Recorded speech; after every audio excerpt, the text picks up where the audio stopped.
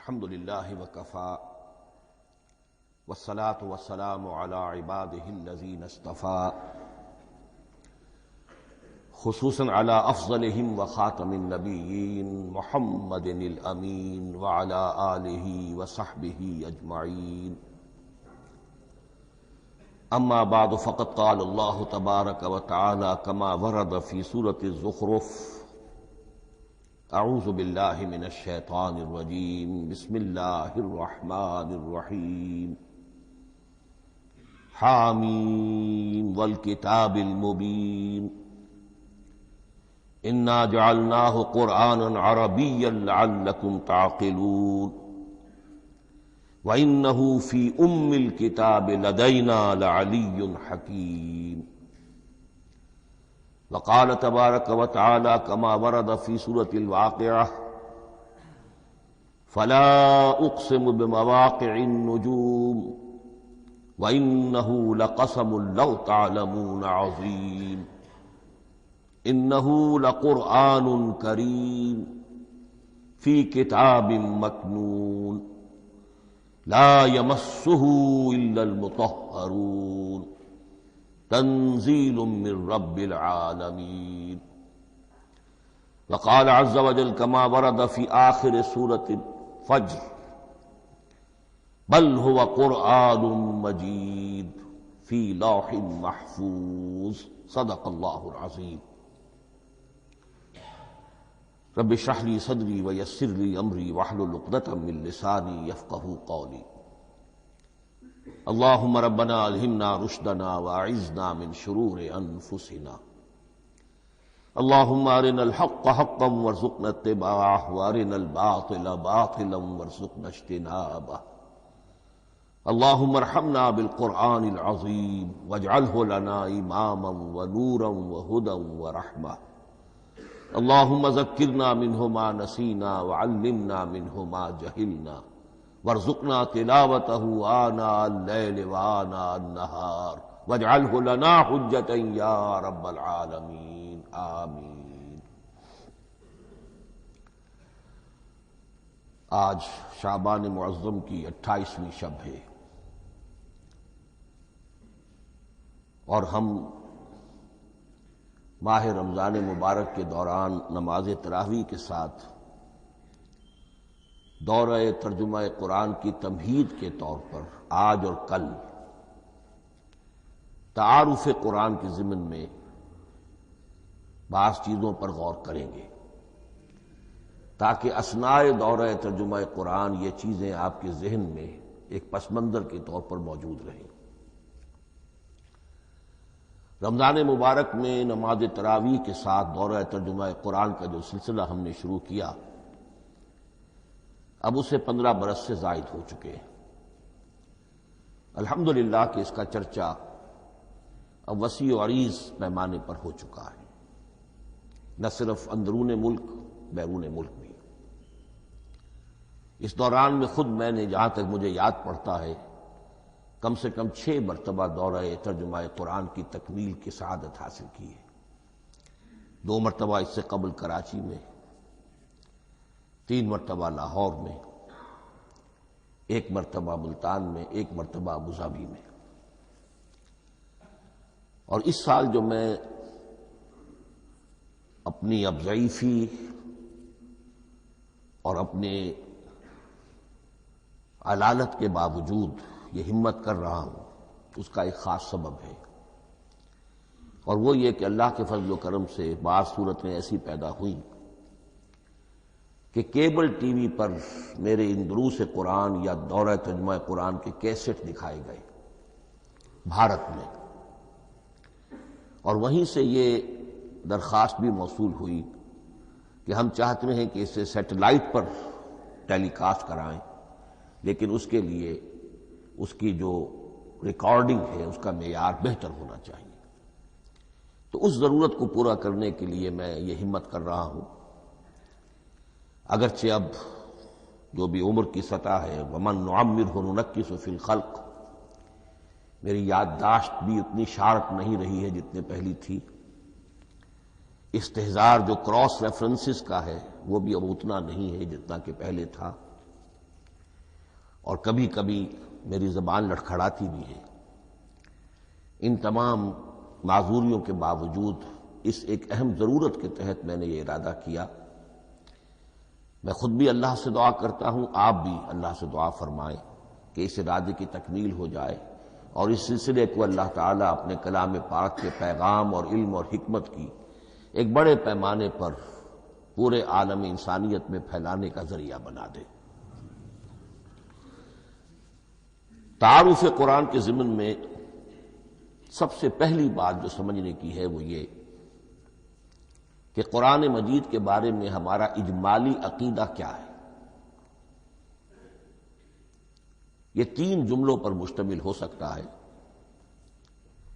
ہمارے نزدیک قرآن اللہ کا کلام ہے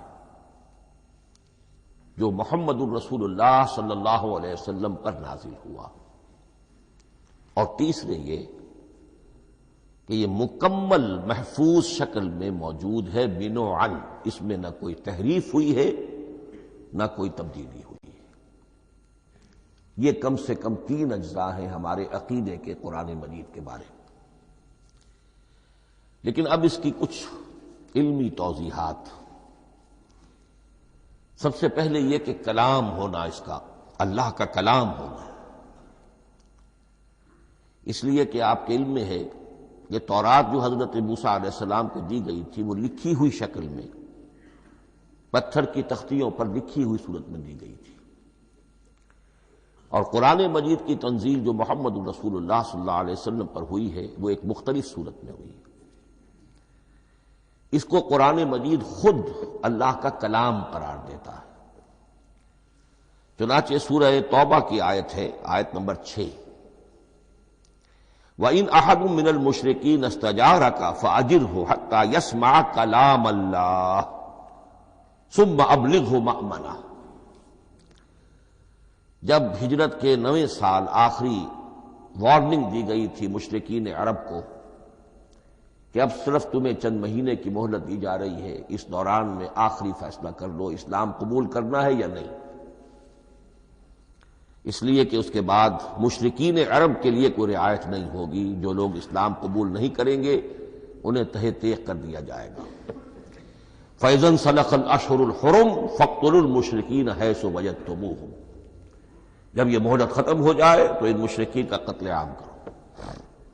اس کی وضاحت پھر جب سورہ توبہ ہم پڑھیں گے تو اس وقت یقیناً ذہن میں کچھ اشکالات آئیں گے، لیکن اس وقت اس ضمن میں تفصیلی بحث کا موقع نہیں۔ اب اس میں ایک استثناء رکھا گیا کہ ایک مشرک ہے، وہ چاہتا ہے کہ اتنا بڑا چیلنج جو ہمیں دے دیا گیا تو ہمیں موقع دیا جائے کہ ہم آئیں، آپ کے پاس بیٹھیں، کچھ دن رہیں، اللہ کا کلام سنیں، آپ کیا بات منوانا چاہتے ہیں، اس کے لیے کیا دلائل ہیں، اس کو اچھی طرح سمجھیں، اس کا ہمیں موقع ہونا چاہیے۔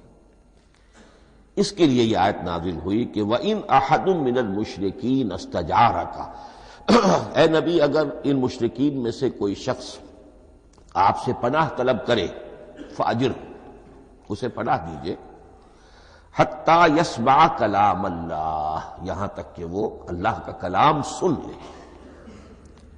ثم ابلغہ مأمنا، پھر یہ بھی نہیں کہ اسی وقت اسے کہا جائے کہ تم مانتے ہو یا نہیں مانتے، نہیں، پھر اسے اس کے امن کے مقام پر پہنچا دو۔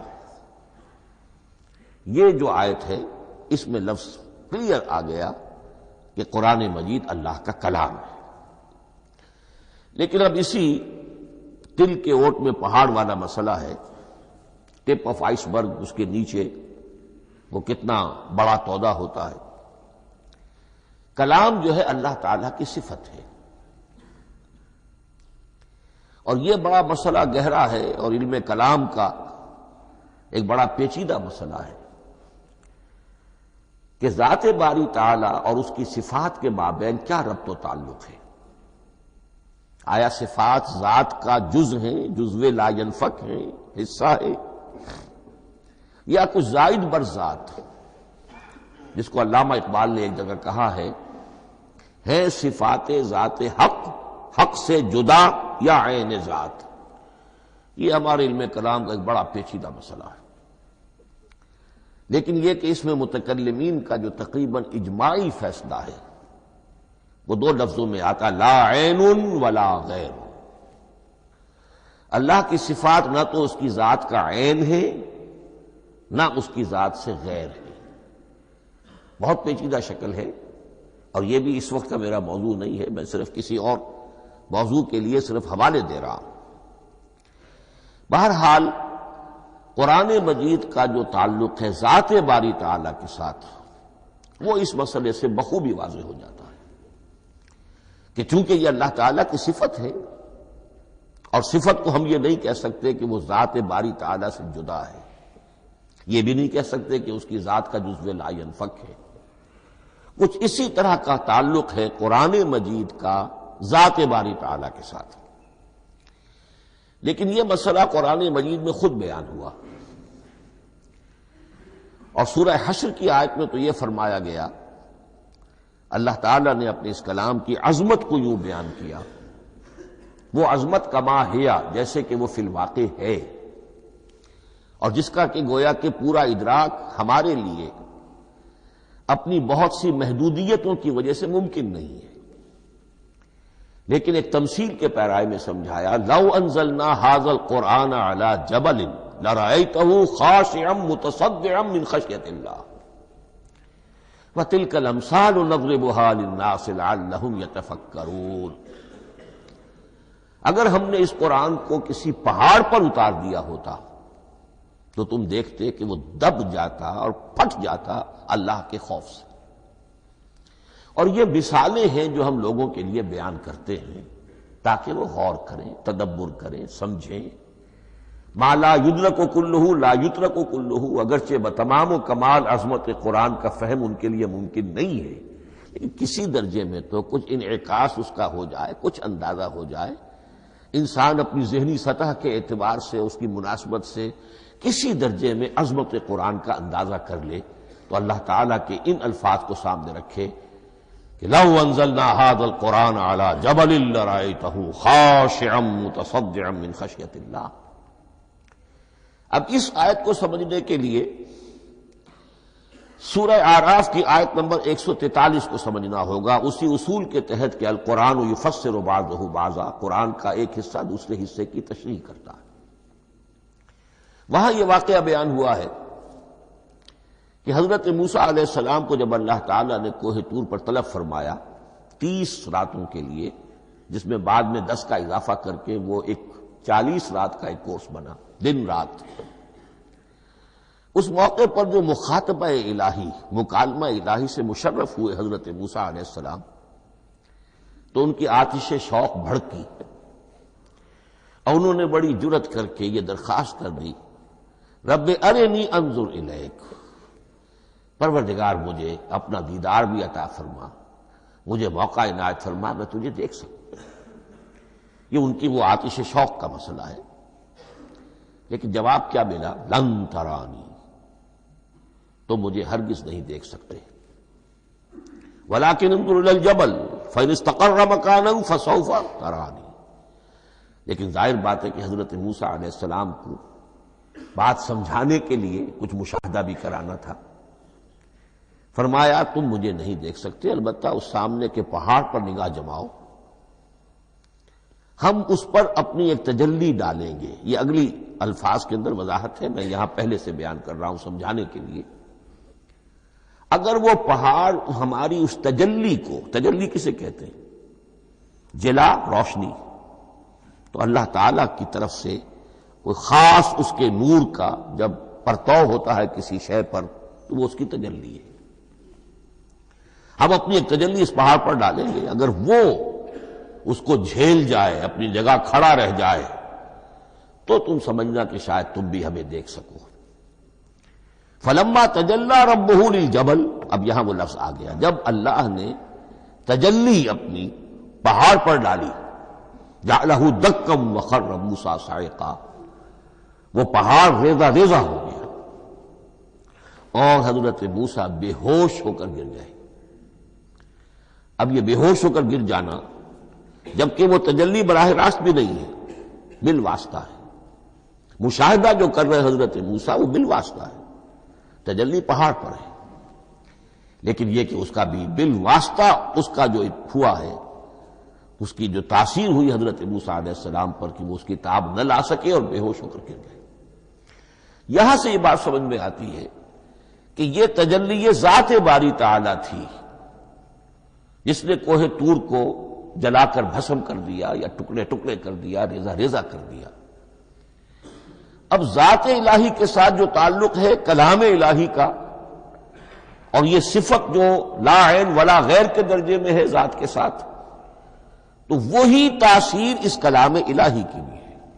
لو انزلنا هذا القرآن على جبل لرأيته خاشعا متصدعا من خشية الله وتلك الامثال نضربها للناس لعلهم يتفكرون۔ اس حقیقت کو اس دور میں میں اپنے مطالعے کی محدودیت کا اعتراف کرتے ہوئے عرض کر رہا ہوں کہ میرے نزدیک جس قدر پرشکوہ انداز میں علامہ اقبال نے بیان کیا ہے، اسی کیفیت کو وہ شاید اس کی کوئی مثال نہ مل سکے۔ فاش گویم آنچ در دل مزمرست، یہ کتابیں نیست چیزیں دیگر است۔ میں صاف ہی کہہ دیتا ہوں جو میرے دل میں چھپی ہوئی بات ہے۔ فاش گویم آنچ در دل مزمرست، یہ کتابیں نیست، اس قرآن کو کتاب نہ سمجھنا، یہ کچھ اور شے ہے، چیزیں دیگر است۔ اب وہ چیزیں دیگر کیا ہے؟ وہی جو میں نے عرض کیا، ذات باری تعالی اور کلام کا صفت باری تعالی ہونا، اس کے بنا پر جو مناسبت ہے، جو قرب ہے، جو مشابہت ہے۔ مثل حق پنہاؤ ہم پیداستو، زندہ و پائندہ و گویاستو۔ اس کلام میں اللہ تعالی کی ساری صفات کا انعکاس موجود ہے۔ یہ بات ویسے بھی سمجھ میں آتی ہے، کوئی شخص ذرا گفتگو کرے، چند جملے جب وہ ادا کرے گا اپنی زبان سے، تو معلوم ہو جائے گا کہ اس کے فہم کا، اس کی دانش کا، اس کے مطالعے کا حدود اربع کیا ہے اور اس کے ذہن کی سطح کیا، سمجھ میں آ جائے گی بات۔ اس لیے کہ کلام جو ہے وہ متکلم کی پوری شخصیت کی عکاسی کر رہا ہوتا۔ تانت بازی راگ پایا، چند جملے کسی نے کہا، پتہ چل گیا کہ یہ کس سطح کے آدمی ہیں، علمی اعتبار سے، معلوماتی اعتبار سے، تہذیبی اعتبار سے، کلچرڈ ہیں یا نہیں ہیں۔ یہ ساری باتیں چند جملوں میں واضح ہو جائیں گی۔ تو اللہ تعالیٰ کی بھی جملہ صفات کا عکس اس قرآن میں موجود ہے۔ ان میں سے جن چند چیزوں کا ذکر علامہ نے شعر میں کیا، وہ جو سورہ حدید کی آیت ہے، هو الاول والآخر والظاہر والباطن، اللہ الظاہر بھی ہے، الباطن بھی ہے۔ اتنا ظاہر کہ اس سے زیادہ ظاہر کوئی شے نہیں، اور اتنا باطن کہ اس سے زیادہ چھپی ہوئی کوئی شے نہیں۔ اسی لیے حضور سے جو منقول ہیں الفاظ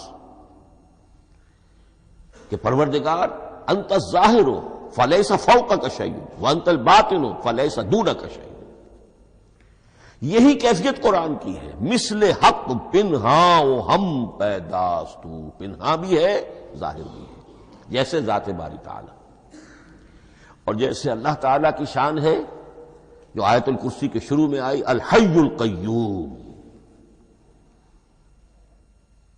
مثل حق پنہاؤ ہم پیداستو، زندہ ہو پائندہ ہو گویاستو۔ یہ قرآن جو ہے اللہ تعالیٰ کی صفات کا ایک عکس اپنے اندر رکھتا ہے۔ اس سے ذرا آگے چلیے، کلام کے بارے میں۔ اب کلام الہی ظاہر بات ہے کہ صفت ہے، اور صفت قدیم ہے۔ اللہ کی صفات حادث نہیں ہے، اللہ کی ذات بھی قدیم ہمیشہ سے ہے، اور اس کی صفات بھی قدیم ہمیشہ سے۔ اور یہ جو کلام الہی ہے، ظاہر بات ہے کہ یہ جو ہماری زبان کے حروف و اصوات ہیں، کلام الہی تو ان سے منزہ ہے، مبرہ ہے، ماورا ہے، اعلیٰ ہے، عرفہ ہے۔ ہماری زبانوں کے حروف و اصوات، الفابیٹس جگہ جگہ تبدیل ہو جائیں گے، انگریزی کے کچھ اور ہیں، اردو کے کچھ اور ہیں، عربی کے کچھ اور ہیں۔ کلام الہی ان تمام سے آگاہ، عرفہ، منزہ اور مبرہ ہے۔ یہ کلام الہی جب بھی نازل ہوا ہے، ظاہر بات ہے حضرت موسیٰ پر اگر کتاب اتاری گئی وہ بھی علم الہی سے آئی، لیکن وہ عبرانی زبان میں آئی۔ حضرت عیسیٰ علیہ السلام پر انجیل اتاری گئی، ہم یقین سے نہیں کہہ سکتے، دو میں سے کسی ایک زبان میں اتاری گئی ہوگی، یا عبرانی ہوگی، اس لیے کہ شام کے جس علاقے میں، فلسطین کے جس علاقے میں ان کی پیدائش ہوئی اور جہاں وہ دعوت و تبلیغ کے لیے گھومتے رہے، اس کے عوام کی زبان تھی آرامی اور خواص کی زبان تھی عبرانی، ہیبریو۔ تو یا تو وہ بھی تورات کی طرح عبرانی ہی میں نازل ہوئی تھی یا آرامی میں ہوگی، لیکن اب کوئی نسخہ نہ ہیبریو کا، کوئی قدیم نسخہ دنیا میں موجود ہے، نہ آرامی کا۔ جو سب سے پرانا نسخہ ملتا ہے انجیل کا وہ اس کا ترجمہ ہے، لیٹن زبان کا ترجمہ ہے یا گریک ترجمہ ہے، اصل کوئی نہیں۔ بہرحال جب وہ کلام الہی محمد الرسول اللہ پر نازل ہوا، اب اس نے حروف و اصوات کا وہ جامہ پہنا کہ جو عربی زبان کے ہیں۔ یہی وجہ دیکھیے، میں نے جو آیت سورہ حامیم، یہ جو سلسلہ سور ہے اس میں سے سورہ زخرف کی آیت جو میں نے آپ کو سنائی، حامیم والکتاب المبین انا جعلناہ قرآنا عربیا لعلکم تعقلون، ہم نے بنا دیا ہے اپنے اس کلام کو قرآن عربی، اس کو عربی حروف و اصوات کا جامہ ہم نے پہنا دیا ہے، انا جعلناہ قرآنا عربیا لعلکم تعقلون، کہ چونکہ مخاطب اول جو قوم تھی امیین، ان کی زبان عربی تھی، لعلکم تعقلون، تاکہ تم اس کو سمجھ سکو۔ اب اس سے آگے چلیے، اصل قرآن مجید کے 3 مقامات سے معلوم ہوتا ہے، اصل قرآن اللہ کے پاس ہے۔ یہ قرآن جو ہمارے پاس ہے مصحف عثمان رضی اللہ تعالی عنہ، یہ اس قرآن کی مصدقہ نقل ہے۔ اصل قرآن کہاں ہے؟ ایک جگہ فرمایا بل ہوا قرآن مجید فی لوح محفوظ، لوح محفوظ میں ہے، اصل قرآن وہاں ہے۔ اسی طریقے سے اسی سورہ زخرف کی اگلی آیت کیا ہے؟ ہم نے اسے عربی قرآن بنا کر اتارا، لیکن اصل قرآن کیا ہے؟ وَإِنَّهُ فِي أُمِّ الْكِتَابِ لَدَيْنَا لَعَلِيٌّ حَكِيمٌ، حقیقت میں تو یہ ام الکتاب میں ہے جو ہمارے پاس ہے، اور علی ہے، بہت بلند، حکیم، بڑی حکمت والا، یا محکم مضبوط۔ حکیم کے دونوں معنی ہیں، استحکام بھی اسی ہے کاف اور میم کے مادے سے بنا ہے، کسی شے کا پختہ ہو جانا، مضبوط ہو جانا، اور عقل کی پختگی وہ حکمت ہے، وہ دانائی ہے۔ اس اعتبار سے نوٹ کیجئے، اصل قرآن کہاں ہے؟ لوح محفوظ میں۔ اصل قرآن کہاں ہے؟ ام الکتاب میں۔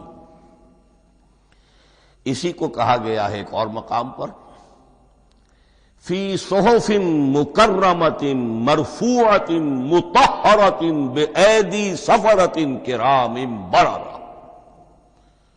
یہ قرآن، اصل قرآن تو بڑے صحیفوں میں، ان صحیفوں میں ہے، ان صفحات میں ہے، ان اوراق میں ہے، جس کی شان کیا ہے؟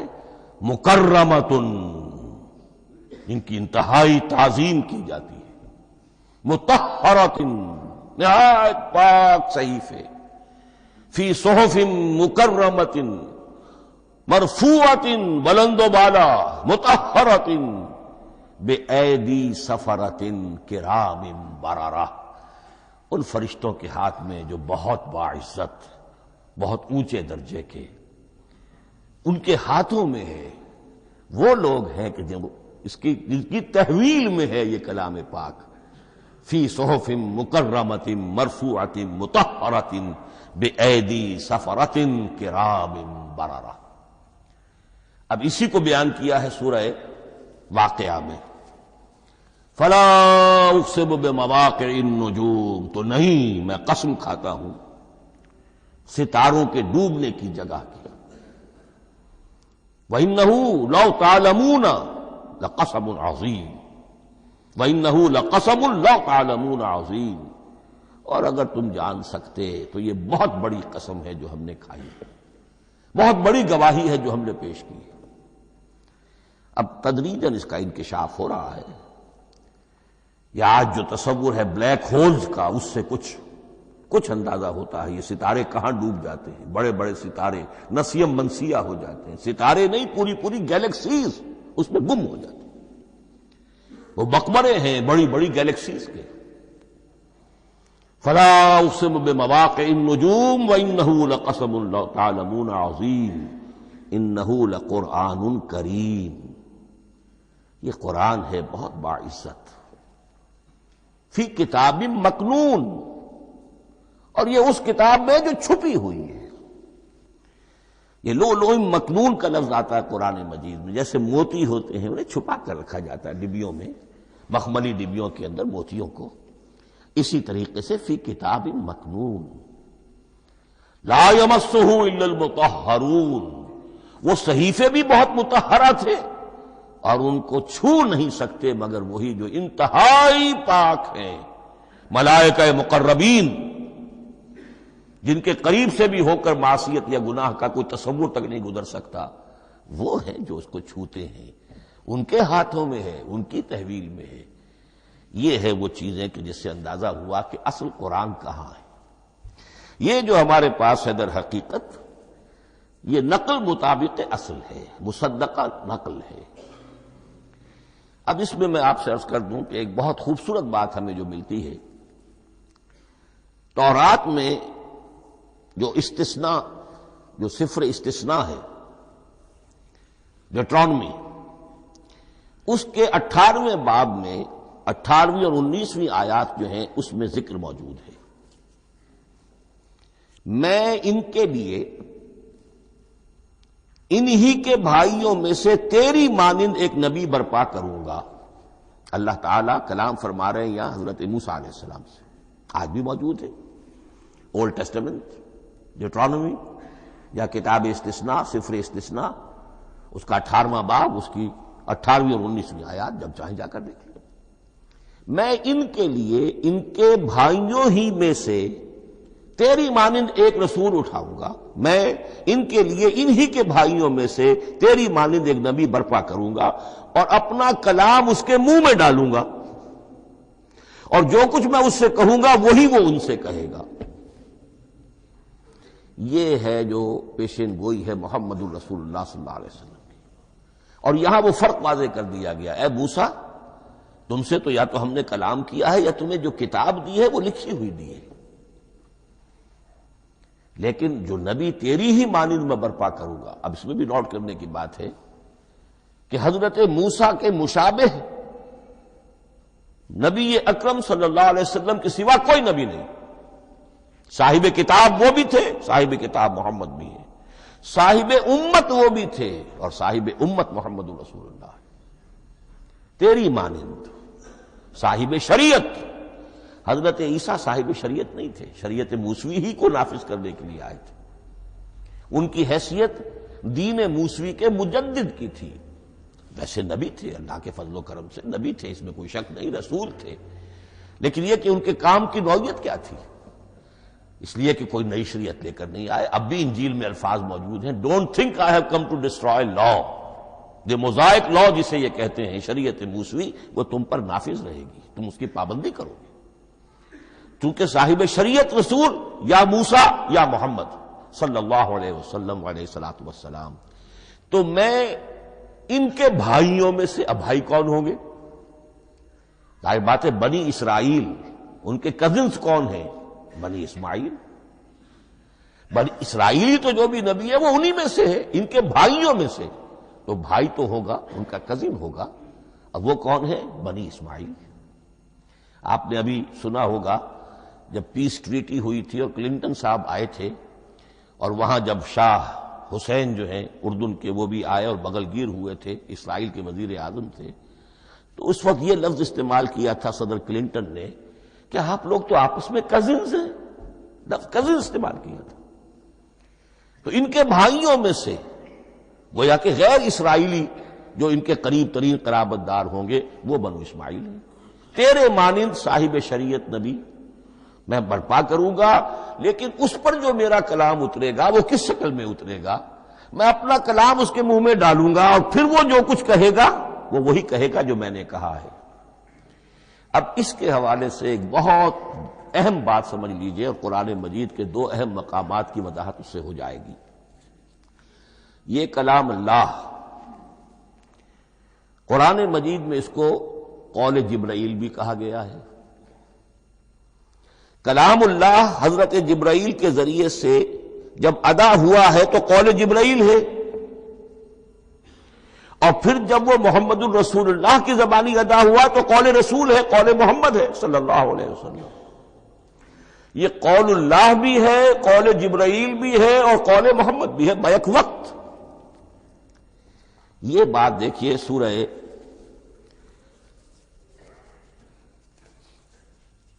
اذا السماء انفجرت، اس میں یہ سورت جو الفاظ آئے ہیں انہ لقول رسول کریم، سورت تکویر اذا الشمس کورت، انہ لقول رسول کریم ذی قوت عند ذی العرش مکین مطاع ثم امین وما صاحبکم بمجنون. یہ یہاں پر حضرت جبرائیل کا ذکر ہو رہا ہے. وما ہوا بقول شیطان الرجیم، محمد تک اس قرآن کو لانے والا تو وہ بلند پائے کا فرشتہ ہے، یہ کوئی شیطان رجیم نہیں ہے. اس لیے کہ مکے والوں نے کہہ دیا تھا ہو سکتا ہے کوئی بدروح آئی ہو محمد پر اور اس بدروح نے کوئی الٹی سیدھی بات سکھا دی ہو. نہیں، انہ لقول رسول کریم، یہاں رسول کریم کون ہے؟ حضرت جبرائیل. انہ لقول رسول کریم ذی قوت عند ذی العرش مکین، بڑی قوت والا اور جس کا بڑا اونچا مقام اور مرتبہ ہے عرش والے کے قریب. ذی قوت عند ذی العرش مکین مطاع ثم امین، وہ فرشتوں کے مطاع ہیں، فرشتے ان کی اطاعت کرتے ہیں، فرشتوں کے سردار ہیں، اور پھر ساتھ ہی پورے امین ہیں. جبرائیل امین یہ ہم لفظ استعمال کرتے ہیں. اور اس کے بعد آگے جا کے فرمایا وما ہوا بقول شیطان الرجیم، یہ کسی شیطان رجیم کا قول نہیں ہے. اب یہاں اس سورہ تکویر میں قرآن کو قول جبرائیل قرار دیا گیا. لیکن سورۃ الحاقہ میں چلیے، اس کے آخر میں آتا ہے انہ لقول رسول کریم وما ہوا بقول شاعر قلیلا ما تؤمنون ولا بقول کاہن قلیلا ما تذکرون تنزیل من رب العالمین. یہاں اب رسول کریم سے مراد محمد الرسول اللہ صلی اللہ علیہ وسلم.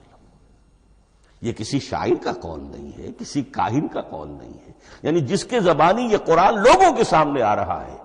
جبرائیل کا قول ہو کر تو محمد پر نازل ہوا صلی اللہ علیہ وسلم، لیکن اب لوگوں کے سامنے وہ قول محمد بن کر آ رہا. انہ لقول رسول کریم وما ہوا بقول شاعر قلیلا ما تؤمنون ولا بقول کاہن قلیلا ما تذکرون تنزیل من رب العالمین.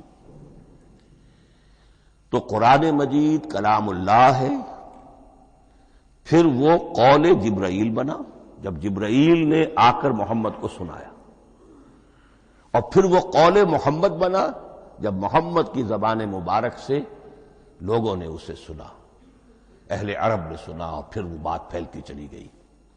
اب آخری بحث اس موضوع پر جو ہے وہ یہ ہے، کلام الہی کی 3 صورتیں ہیں جو قرآن مجید میں سورہ شورى کی آیت نمبر 51 میں بیان ہوئی ہے. وما كان لبشر ان يكلمه اللہ، کسی بشر، کسی انسان کی یہ حیثیت نہیں ہے، مقام نہیں ہے کہ اللہ اس سے کلام کرے. یہ نہیں کہا کہ اللہ کے لیے ممکن نہیں ہے، نہیں، اللہ کے لیے تو ہر شے ممکن ہے، لیکن کسی بشر کا یہ مقام نہیں ہے کہ اللہ اس سے کلام کرے. مخلوق ہے، بشر ہے. ما کان لبشر ان یکلمہ اللہ الا اب 3 شکلیں آئیں، الا وحیا او من وراء حجاب او یرسل رسولا فیوحی باذنہ ما یشاء انہ علی حکیم. 3 صورتیں ہیں کلام الہی کی. یا تو براہ راست اللہ وحی کرتا ہے بغیر کسی فرشتے کی درمیان میں ذریعہ بنائے ہوئے، اسی کا نام الہام ہے، اسی کا نام تحدیث ہے۔ یہ غیر نبی کے ساتھ بھی ہوتا ہے۔ حضور نے فرمایا ہر نبی کی امت میں محدث ہوتے تھے جن سے اللہ کلام کرتا تھا، اور میری امت کا محدث عمر ہے رضی اللہ تعالی عنہ۔ محدث، محدث نہیں، محدث کے معنی ہے علم حدیث کا ماہر۔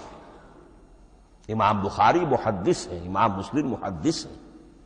محدث تحدیث سے مفعول بنا جس سے بات کی جاتی ہے، محدث۔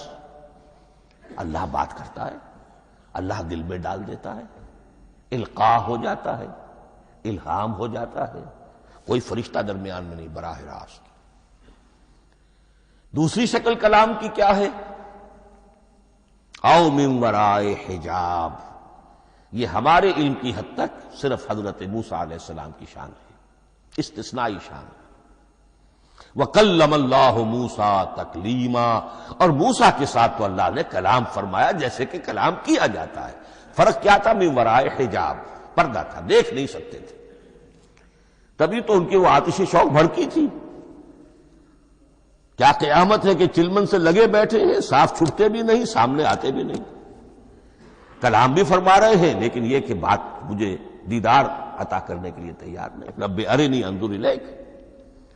لیکن یہ جو کلام ہے ہمارے علم کی حد تک براہ راست اس دنیا میں حضور سے ہوا ہے معراج کی شب، لیکن وہ 7ویں آسمان پر ہوا۔ اس دنیا میں ہمارے علم کی حد تک یہ کلام براہ راست من ورائے حجاب صرف حضرت موسیٰ علیہ السلام کی استثنائی شان ہے۔ اور تیسرا ہے او یرسل رسولا فیوحی باذنہ ما یشاء، یا تیسری صورت یہ کہ اللہ کسی پیغامبر کو بھیجتا ہے جو وحی کرتا ہے جو اللہ چاہتا ہے۔ یہ تیسری شکل ہے وحی کی۔ قرآن مجید اس تیسری شکل میں نازل ہوا ہے محمد الرسول اللہ صلی اللہ علیہ وسلم پر۔ حضور کو جو الہام ہو جاتے تھے، جو حضور کو القاء ہو جاتا تھا، جو آپ کے دل میں براہ راست اللہ کی طرف سے وحی آتی تھی، وہ قرآن میں شامل نہیں ہے۔ اگرچہ حضور کے خواب بھی سچے تھے، وہ بھی اللہ کی طرف سے ہوتے تھے، شیطان کی آمیزش نہیں ہو سکتی تھی، لیکن یہ بھی قرآن میں شامل نہیں ہے۔ قرآن میں شامل ہے تیسری قسم کی وحی، او یرسل رسولا، پھر ہم بھیجتے ہیں ایک پیغامبر کو فرشتوں میں سے۔ اللہ یستفی من الملائکۃ رسلا ومن الناس، اللہ چن لیتا ہے فرشتوں میں سے بھی اپنا پیغامبر اور انسانوں میں سے بھی۔ تو فرشتے کے ذریعے سے ایک فرشتہ جو اللہ سے لیتا ہے اور انسان، رسول انسان تک پہنچا دیتا ہے۔ اب وہ رسول انسان، رسول بشر جو ہے وہ اپنے ہم نوع، ہم جنس لوگوں کو پہنچاتا ہے۔ تو اللہ یستفی من الملائکۃ رسلا ومن الناس، یہاں وہی بات فرمائی او یرسل رسولا فیوحی باذنہ ما یشاء، پھر وہ وحی کرتا ہے اللہ کے حکم سے جو اللہ چاہتا ہے۔ یہ کلام الہی کی یہ تیسری شکل ہے جو محمد الرسول اللہ صلی اللہ علیہ وسلم پر نازل ہوا، اور وہ ہے قرآن حکیم۔ اب ایک اور بحث جو علمی ہے وہ یہ ہے کہ حضور پر جو اس کا نزول ہوا اس کی کیفیات کیا تھی۔ دو الفاظ استعمال ہوتے ہیں، انزال بھی اور تنزیل بھی۔ ان دونوں میں فرق کیا ہے اس کو نوٹ کر لینا چاہیے۔ لغوی اعتبار سے جان لینا چاہیے، نزل ینزل کسی کا خود اترنا، نازل ہونا، اترنا۔ انزل ینزل دفعتن اتار دینا، کسی اور نے کسی شے کو دفعتن نیچے اتار دیا۔ یہی مفہوم نزلہ کے ساتھ بے لگ جائے تو آ جاتا ہے، با کے ساتھ نزلہ بہی، یہ اتارنے کے مفہوم میں آئے گا۔ لفظی ترجمہ یہ بھی کر سکتے وہ اترا اس شے کے ساتھ۔ نزلہ بہ الروح الامین، اس کو لے کر نازل ہوا خود روح الامین فرشتہ علی قلبک، اے محمد صلی اللہ علیہ وسلم آپ کے قلب مبارک پر۔ تو نزلہ بے اور انزال اس کے معنی ایک ہی ہے۔ لیکن اگلا لفظ ہے تنزیل، نزل ینزل تنزیلا، اس کے معنی ہے رفتہ رفتہ، تدریجن، نجمن نجمن، تھوڑا تھوڑا کر کے، وقفے وقفے سے اتارنا۔ جیسے عربی میں اعلام کہیں گے، کسی کو کچھ بتا دینا، باخبر کر دینا، مطلع کر دینا، بھائی مطلع کر دیا میں نے، اب تم جانو تمہارا کام، یہ اعلام کہلائے گا۔ تعلیم کسے کہتے ہیں؟ سکھانا، درجہ بدرجہ، دیکھنا اس کی استعداد کیا ہے، آج یہ کیا بات سمجھ سکتا ہے، میں اتنے ہی درجے تک سمجھاؤں، اب کل میں اسے مزید سمجھاؤں گا، پرسوں مزید سمجھاؤں گا، یہ درجہ بدرجہ کسی شے کو سمجھانا، یہ تعلیم ہے۔ تو انزل ینزل انزالا، یہ ہے اتار دینا دفعتاً، اور نزل ینزل تنزیلا، یہ ہے تدریجاً اتارنا۔ اب قرآن مجید کے لیے یہ دونوں الفاظ مستعمل ہیں، لیلۃ القدر اور لیلۃ المبارکہ۔ اب یہ دو بھی نوٹ کر لیجئے، قرآن مجید میں چونکہ اہم مضامین کم سے کم دو جگہ پر ضرور آتے ہیں۔ انا انزلناہ فی لیلۃ القدر، یہاں انزلنا ہے، نزلنا نہیں ہے، انزلنا ہے، ہم نے اتارا اس کو لیلۃ القدر میں۔ اور باقی صورت تو آپ کو یاد ہوگی، وما ادراک ما لیلۃ القدر، لیلۃ القدر خیر من الف شہر، تنزل الملائکۃ والروح فیہا باذن ربہم من کل امر، سلام ہی حتی مطلع الفجر۔ لیکن یہ اہم مضمون قرآن مجید میں دوسری جگہ بھی ہے، سورہ دخان کے شروع میں فرمایا حامیم والکتاب المبین انا انزلناہ فی لیلۃ مبارکۃ انا کنا منذرین فیہا یفرق کل امر حکیم امرا من عندنا انا کنا مرسلین رحمتا من ربک انہ هو السمیع العلیم۔ یہ لیلۃ المبارکہ ہے، ایک ہی ہے، لیلۃ القدر اور لیلۃ المبارکہ، ان دونوں کے لیے وہی انزلنا کا لفظ آیا۔ لیکن یہ کہ سابقہ کتابوں کے اعتبار سے قرآن مجید کا فرق واضح کیا گیا ہے، مثلا سورہ نساء کی آیت نمبر 136 بہت نمایاں ہے، بہت نمایاں۔ وہاں فرمایا گیا یا ایھا الذین آمنوا آمنوا باللہ ورسولہ والکتاب الذی نزل علی رسولہ والکتاب الذی انزل من قبل۔ اے ایمان کے دعوے دارو، حقیقتاً ایمان لاؤ، ایسے ایمان لاؤ جیسے ایمان لانے کا حق ہے، اللہ پر بھی اور اس کے رسول پر بھی، اور اس کتاب پر بھی جو اللہ نے اپنے رسول پر نازل فرمائی، اور اس کتاب پر بھی جو اللہ نے پہلے نازل فرمائی۔ لیکن نازل کے لیے یہاں آیا حضور کے لیے والکتاب الذی نزل علی رسولہ، تنزیل کی شکل میں، اور تورات کے لیے والکتاب الذی انزل من قبل، وہ تو دفعۃ واحداً لکھی ہوئی تختیوں کی شکل میں حضرت موسیٰ علیہ السلام کو دے دی گئی تھی۔ تو یا ایھا الذین آمنوا آمنوا باللہ ورسولہ والکتاب الذی نزل علی رسولہ والکتاب الذی انزل من قبل۔ یہ جو تنزیل ہوئی ہے حضور پر، یعنی لیلۃ القدر میں جو رمضان مبارک میں ہے، پورا قرآن لوح محفوظ سے، کتاب مکنون سے، ام الکتاب سے نقل کر کے اتار دیا گیا سمائے دنیا تک۔ پہلا آسمان جسے ہم کہتے ہیں سمائے دنیا، وہ آسمان جو قریب ترین ہے دنیا کے، وہاں سے اب یہ درجہ بدرجہ، تھوڑا تھوڑا، چند آیتیں، چند سورتیں، پھر آیتیں، پھر سورتیں، یہ نازل ہوا محمد الرسول اللہ صلی اللہ علیہ وسلم پر۔ گویا کہ پہلا مرحلہ انزال کا ہے، پورا قرآن لوح محفوظ یا کتاب مکنون یا ام الکتاب سے نقل کر کے اتار دیا گیا سمائے دنیا تک۔ یہ ہے انزل ینزل انزالا، انا انزلناہ فی لیلۃ القدر انا انزلناہ فی لیلۃ مبارکہ۔ لیکن محمد الرسول اللہ پر یہ نازل ہوا اب تھوڑا تھوڑا، نجمن نجمن، درجہ بدرجہ، تدریجاً، یہ ہے تنزیل۔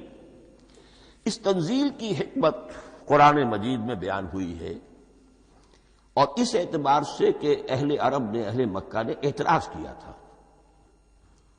کہ یہ پورا قرآن کیوں نہیں محمد ایک ہی مرتبہ پیش کر دیتے صلی اللہ علیہ وسلم۔ اس میں جو چیز مضمر تھی وہ یہ تھی کہ چونکہ یہ حقیقت میں اللہ کا کلام نہیں ہے، یہ محمد کا اپنا کلام ہے، تو کوئی شاعر دنیا میں ایسا نہیں ہے جو ایک دم اپنا پورا دیوان دے دے، وہ تو ساری عمر میں تھوڑا تھوڑا، آج غزل کہی، کل قصیدہ کہا، پرسوں کچھ اور کہا، پھر وہ جمع ہوتا ہے تو وہ دیوان بنتا ہے. اسی طریقے سے تو یہ کر رہے ہیں. اگر یہ اللہ کا کلام ہوتا تو بیک وقت آ جاتا. یہ تو ذرا محنت کرتے ہیں، کچھ اس کے اندر اس کو اپنی محنت سے کوشش کر کے کچھ موضوع کرتے ہیں، کلمات، الفاظ، اور اس طریقے سے رفتہ رفتہ لے کر آ رہے ہیں. اس لیے ان کا اعتراض نقل ہوا ہے یہ وقال الذين كفروا لولا نزل عليه القرآن جملة واحدة. انہوں نے کیوں نہیں اترا یہ قرآن پورا کا پورا ایک ہی بار؟ یہ اعتراض تھا. اس اعتراض کے جو جوابات دیے گئے ہیں وہ نوٹ کیجئے کہ لوگوں کے حق میں یہ مفید ہے، یہ پورے قرآن کا تحمل ایک وقت میں کر نہیں سکتے. یہ پورا قرآن تو ایک ہی مرتبہ اگر پہاڑ پر بھی اتار دیا جاتا تو وہ پھٹ جاتا، دب جاتا. وَقُرْآنًا فَرَقْنَاهُ لِتَقْرَأَهُ عَلَى النَّاسِ عَلَى مُكْثٍ وَنَزَّلْنَاهُ تَنزِيلًا. سورہ بنی اسرائیل آیت 106. یہ وہ قرآن ہے جس نے ہم نے جس کو ٹکڑے ٹکڑے کر کے، فرق نہ ہو، فرق توڑ دینا، تھوڑا تھوڑا کر کے ہم نے کر دیا. لِتَقْرَأَهُ عَلَى النَّاسِ عَلَى مُكْثٍ، تاکہ آپ اسے پڑھ کر سنائے لوگوں کو وقفے وقفے سے، تاکہ وہ سہار سکیں، سنبھال سکیں، برداشت کر سکیں. وَنَزَّلْنَاهُ تَنزِيلًا، اسی وجہ سے ہم نے اسے نازل کیا ہے بطرز تنزیل، بطرز انزال نہیں، بطرز تنزیل. وَقُرْآنًا فَرَقْنَاهُ لِتَقْرَأَهُ عَلَى النَّاسِ عَلَى مُكْثٍ وَنَزَّلْنَاهُ تَنزِيلًا. ایک حکمت تو ہو گئی عوام کے لیے، ایک حکمت خود رسول کے لیے صلی اللہ علیہ وسلم. كَذَلِكَ لِنُثَبِّتَ بِهِ فُؤَادَكَ وَرَتَّلْنَاهُ تَرْتِيلًا. اب ذرا نوٹ کیجئے، قلب محمدی کے لیے بھی اس پورے کلام کا ایک دم سہار آسان کام نہیں تھا. یہ اس لیے، یہ اسی سورہ الفرقان کی جو آیت کا میں نے ایک حصہ آپ کو سنا دیا تھا، اسی کے اندر اس کا جواب آیا ہے. اسی آیت میں، آیت نمبر 32 ہے یہ سورہ فرقان کی. وقال الذين كفروا لولا نزل عليه القرآن جملة واحدة. یہ اعتراض ہے. جواب کیا ہے؟ كذلك لنثبت به فؤادك. ہم نے یہ اس لیے کیا ہے نبی کہ اس کے ذریعے سے آپ کے دل کو ٹھہراؤ اور جماؤ عطا کرے. یہ ایک دم اس کا اتر جانا، انا سنلقی علیک قولا ثقیلا، بڑا بھاری بوجھ ہے، ناقابل برداشت ہے، تاکہ رفتہ رفتہ آپ کا دل، اس کے اندر تقویت بڑھتی چلی جائے، اس کے اندر اور اس کا تحمل جو ہے اس کی صلاحیت بڑھتی چلی جائے. کذالک لنثبت بہ فؤادک ورتلناہ ترتیلا.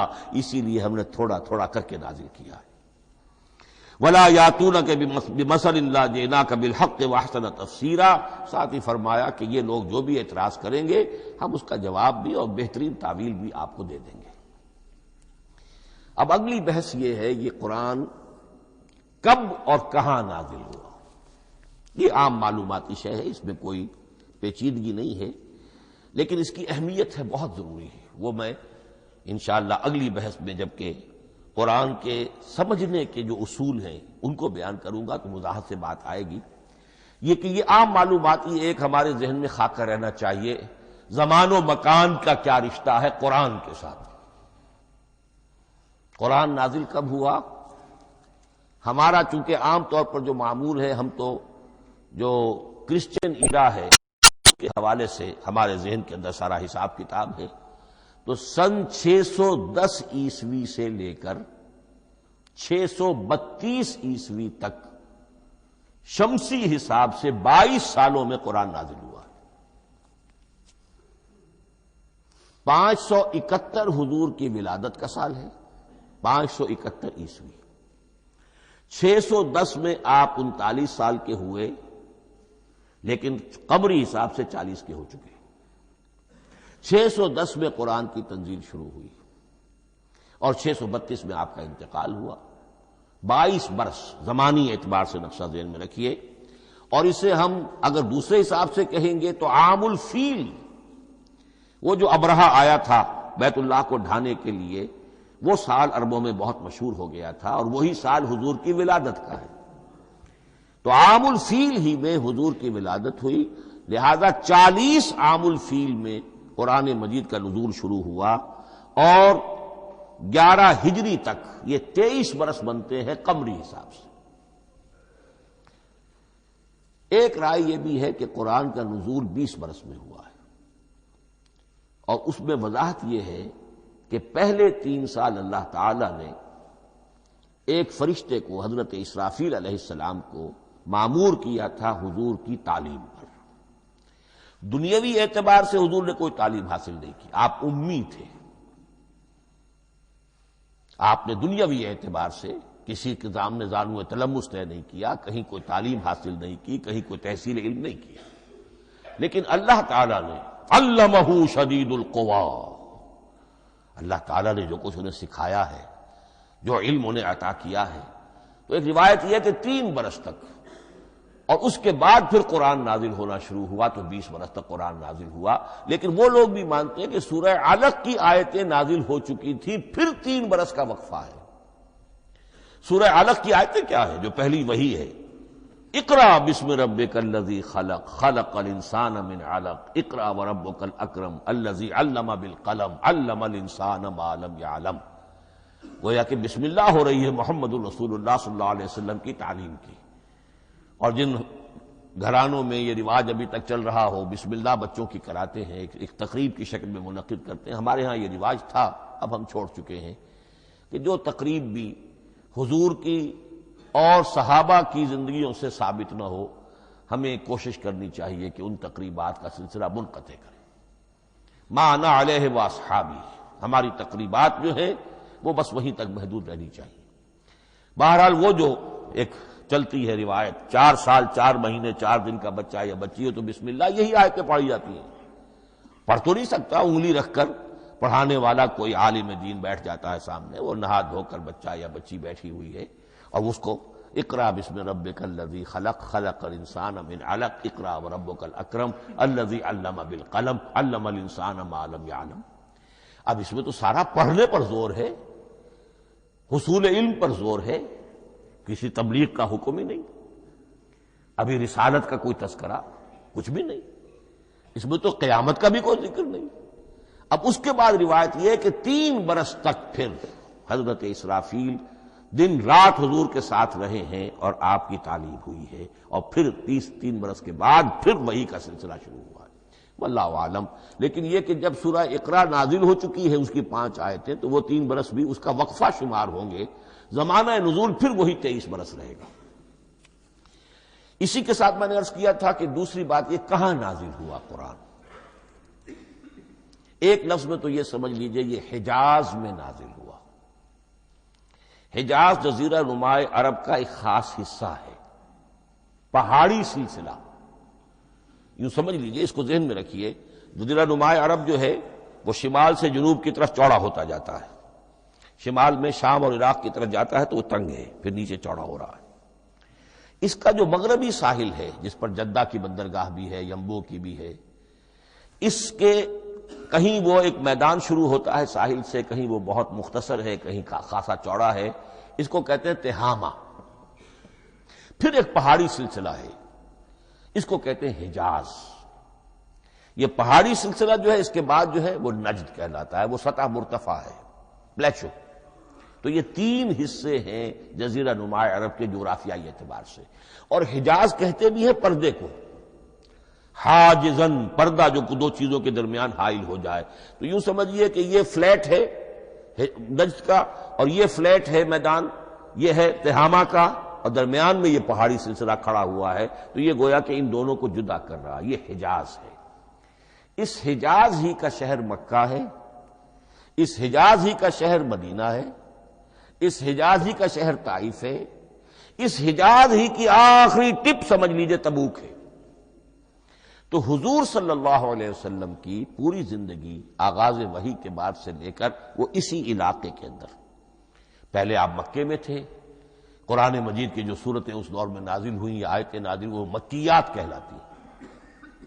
پھر آپ نے ہجرت کی، اور ہجرت کر کے جب آپ جا رہے تھے اس دوران میں بھی کچھ قرآن نازل ہوا اثناء ہجرت میں۔ پھر آپ مدینے تشریف فرما ہوئے، اب وہ ہم کہتے ہیں مدنی قرآن، لیکن مدنی قرآن سارا مدینے میں نازل نہیں ہوا۔ آپ کبھی جا رہے کسی مہم پر کسی جنگ کے لیے، غزوہ بدر کے لیے آ گئے ہیں، تو وہاں جو آیات نازل ہو رہی ہیں وہ مدینے میں تو نہیں ہو رہی. براڈ تقسیم تو یہی ہے، مکی مدنی. ہجرت سے قبل جو کچھ نازل ہوا وہ مکی، ہجرت کے بعد جو کچھ نازل ہوا وہ مدنی. لیکن صرف مدنی کہنا صحیح نہیں ہے. اثناء سفر تبوک، اتنا طویل سفر ہے آپ کا، اس کے دوران آتے جاتے قرآن نازل ہوتا رہا. لیکن یہ بات نوٹ کر لیجئے کہ پورا قرآن حجاز ہی میں نازل ہوا ہے. یہ تمام شہر، یہ تمام علاقہ حجاز کہلاتا ہے. ایک اور بحث جو ہم اسی اپنی پہلی نشست میں مکمل انشاءاللہ کر لیں گے وہ ہے محفوظیت قرآن کی بحث. میں نے عرض کیا تھا کہ 3 چیزوں پر ہمارا عقیدہ مشتمل ہے. یہ اللہ کا کلام ہے، نمبر 1. نازل ہوا محمد الرسول اللہ پر صلی اللہ علیہ وسلم، اسی لیے ہم نے کلام سے متعلق کچھ مباحث علمی گہرائی میں اتر کر وہ سمجھے. حضور پر اس کے نزول، انزال اور تنزیل کے مختلف مراحل کو سمجھا. اب اس کی محفوظیت کے اعتبار سے واقعہ یہ ہے کہ واحد کتاب ہے پوری دنیا میں، واحد کتاب جس کے بارے میں دشمن بھی تسلیم کرتے ہیں، چاہے وہ اسے اللہ کا کلام نہ مانے، لیکن یہ مانتے ہیں کہ بعین ہی وہ شے جو محمد نے اپنی امت کو دی تھی آج بھی امت کے پاس صحیح موجود ہے. ظاہر بات ہے اگر تو اسے اللہ کا کلام مانے، وہی مانے، تب تو مسلمان ہی ہو گئے. وہ تو یہی کہتے ہیں کہ بہرحال محمد نے چاہے خود لکھا، تصنیف کیا، جو بھی کچھ کیا اس کو چھوڑ دیجئے، لیکن جو شے محمد نے اپنی امت کو دی تھی صلی اللہ علیہ وسلم بعین ہی وہ شے موجود ہے. تو یہ محفوظیت قرآن کی جو ہے، جبکہ کوئی اور دنیا کی کتاب اس کی مدعی ہی نہیں. تورات والوں کا سرے سے یہ دعویٰ ہی نہیں ہے. وہ تورات تو گم ہو گئی تھی نبوکدنضر کے حملے کے وقت، اس کے بعد سے دنیا میں تورات کا وجود نہیں ہے. اور پھر 100 برس کے بعد اپنی یادداشتوں سے مرتب کی ہے یہ تورات جو آج ہمارے سامنے ہے. انجیل کا جیسا کہ میں عرض کر چکا ہوں کوئی نسخہ جو ہے نہ عبرانی کا موجود ہے نہ آرامی زبان کا ہے. دنیا کی کوئی کتاب نہیں جو دعویٰ کر سکتی ہو. یہ قرآن جو شروع ہوتا ہے ذالک الکتاب لا ریب فیہ، یہ دعویٰ دنیا کی کسی اور کتاب نے خود کیا بھی نہیں.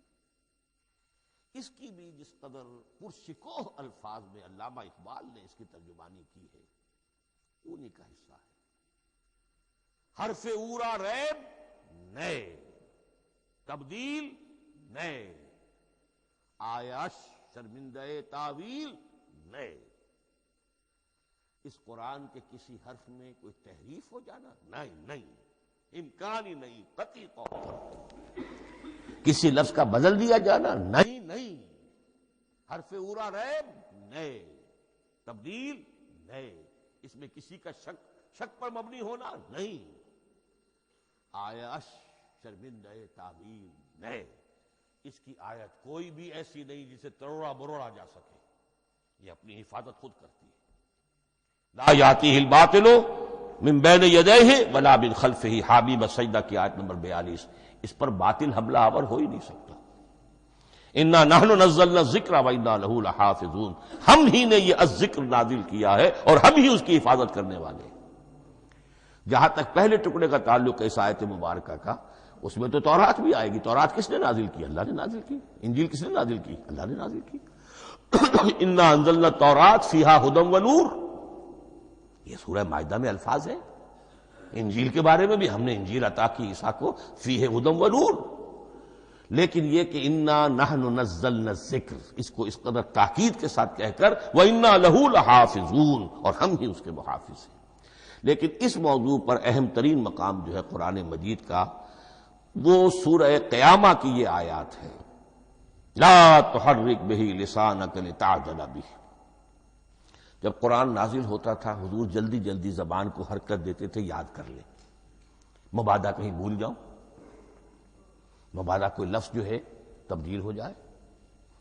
یہ مشقت جو آپ جھیل رہے تھے اس سے اللہ نے روک دیا از راہ شفقت اور محبت.